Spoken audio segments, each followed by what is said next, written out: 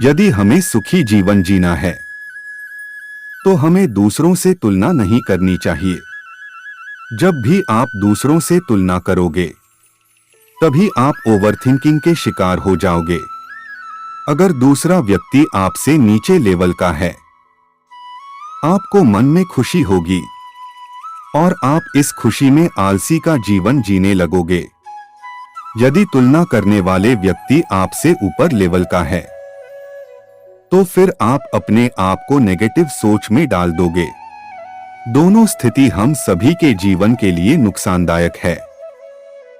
हमें अपने वर्तमान स्थिति से संतोष करना चाहिए। इसका मतलब यह नहीं कि हमें आगे बढ़ने के लिए प्रयास नहीं करना चाहिए। जिस प्रकार चिंता और चिंतन दोनों शब्द में अंतर है, ठीक उसी प्रकार आलस और संतुष्टि दोनों में अंतर है।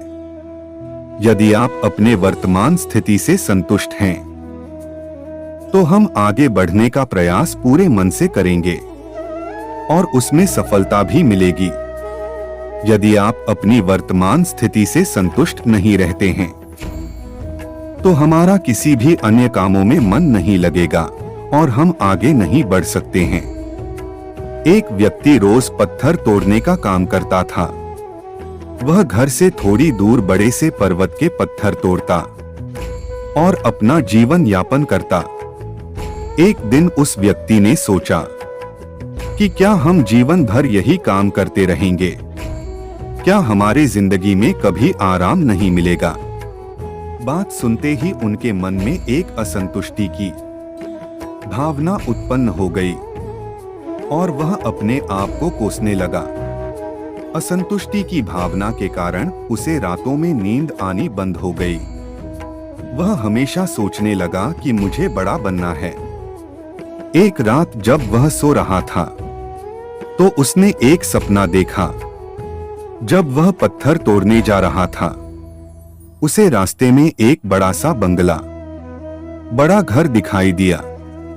उन्होंने सोचा यह बंगला ही सबसे बड़ा है, यह मेरे पास होना चाहिए। वह बहुत देर तक बंगले को देखता रहा। कुछ देर बाद एक व्यक्ति आया जिसको सभी लोगों ने फूलों का माला पहनाया और जयकार करने लगे। वह व्यक्ति कोई राजनेता था। उस पत्थर तोड़ने वाले ने सोचा कि यह बंगला तो बड़ा नहीं है, बड़ा तो वह व्यक्ति है जिसका सब इतना आदर सत्कार कर रहे हैं। अब वह पत्थर तोड़ने वाला व्यक्ति सोचने लगा कि नहीं, मुझे अब नेता बनना है। बंगला और नेता को धूप में खड़े होकर देखते देखते पत्थर वाला पसीना से तरबतर हो गया। फिर उसने ऊपर देखा, उसे सूरज दिखाई दिया।